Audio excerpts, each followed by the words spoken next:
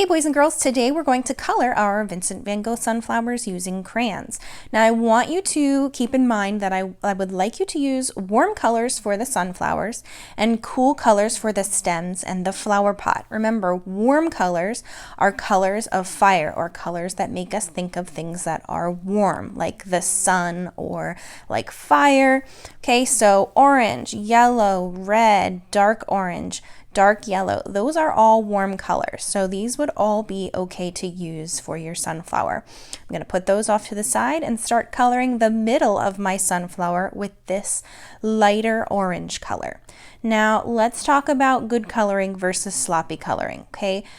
Remember, sloppy coloring is when you go in all kinds of different directions, side to side, up and down, and oh my goodness, we see so many peekaboos. That looks a lot like scribbling. Remember, peekaboos are those empty white spaces in your coloring. How do we fix peekaboos? Remember, we want a nice smooth color inside each space. So you're going to really take your time. Use an even amount of pressure. That means that you're not pressing super duper hard and you're not pressing really, really lightly. You're kind of just pressing medium. And you're using that same amount of pressure in every area of the space. When you get close to the edge, it's a good idea to really slow down with your coloring. Make sure that you stay right along those edges when you're coloring. If you go really, really fast at those edges, you might accidentally get out of the lines. And we want to try our best to stay inside the lines as much as possible.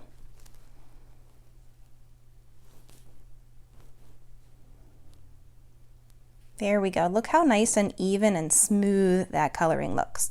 Okay, I'm going to compare now side by side with the good flower and the scribble flower. Okay, look at that. Look at the differences. Nice and smooth, not a lot of peekaboos. Lots of peekaboos over here. Okay, we need to color those in. We need to fill those in. I went way too fast. So what I'm going to do is, again, use the same amount of pressure. That means that I'm not pressing super hard and I'm not pressing really lightly. I'm just pressing medium the whole way around. Remember, get close to those edges and we slow down, way down. Take your time. There we go. Look at that. That is just beautiful coloring. Now over here, I'm going to just color in neatly and carefully, just like I did before, going really slow around those edges, trying my best to stay inside the lines.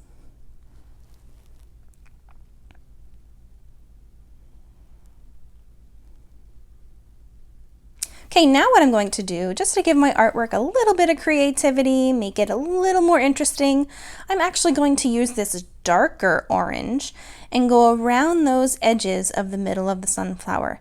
This is going to give my sunflower a little bit more creativity, a little bit more depth, make it look a little more interesting, a lot less flat. Give it a little bit of creative flair.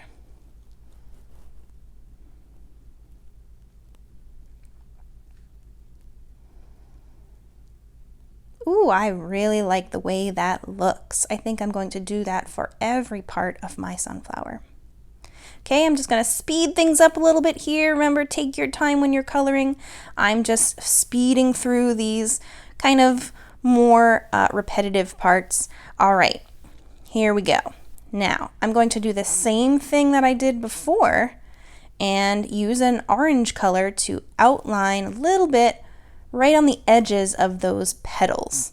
This is, again, going to give my artwork a little bit more depth, make it look a little bit more interesting, maybe a little bit more realistic,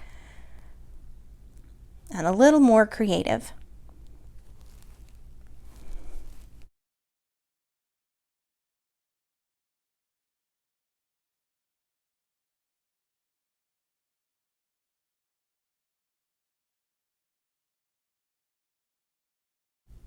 Okay, now I'm going to switch to using cool colors for the stems and the flower pot. Okay, remember, cool colors are colors that make us think of things that are cool in nature, like green grass, or like a blue swimming pool or a purple winter sky. Okay, green, blue, and purple are the cool colors. Okay, so I'm going to use these two different shades of green. One light green for the inside of the stem. Remember, I'm very carefully working very slowly, especially along those edges because there's not a lot of room in those stems. So I'm going to go nice and slow and be very careful.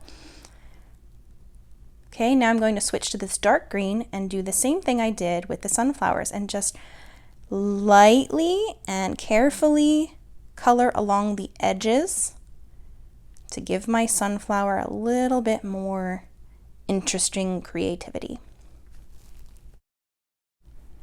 Okay, I'm speeding things up a little bit here, again, just because I don't want to take too much time showing you all the coloring parts of this project. Now, remember, boys and girls, just because I'm doing the outlining thing and using green for the stems and all that kind of thing doesn't necessarily mean that you have to. The only thing that I would like you to do is use cool colors. So if you want to use purple for the bowl instead of blue, that would be fine. If you want to use green for the bowl, that would be fine. Hey, if you want to use purple for the stems, that would be fine. You are the artist of your artwork, so you can make those changes if you would like to. You don't have to make it look exactly like mine. In fact, Miss Griner-Miller would be very happy if you didn't copy hers. I want to see what kind of creative artwork you come up with without copying mine. All right, boys and girls, now I'm looking at my background, the area behind the flowers, and I think it needs a little something. It's a little bit boring right now, so I'm going to add a little bit of design in the background. I'm going to use my crayons here again, and I'm going to choose another color that I haven't used yet. I'm just adding some wiggly lines in the background for a design on the wall. And I'm pressing really hard with this crayon because, now that's important because next week we're going to use paint and we want that paint to glide right over top of that crayon.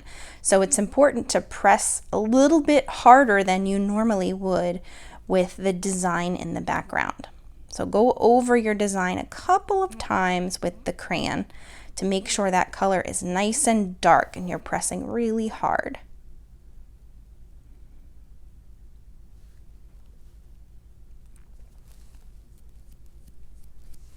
Now again, you could do another kind of design if you want. You don't have to do wiggly lines like me. You can do zigzag lines, you can do straight lines, you can do shapes, you can do hearts, whatever you want because you are the artist of your artwork. Now in the background, you can use warm or cool colors. I'm using cool colors here, but for the background only, you can use warm or cool or both.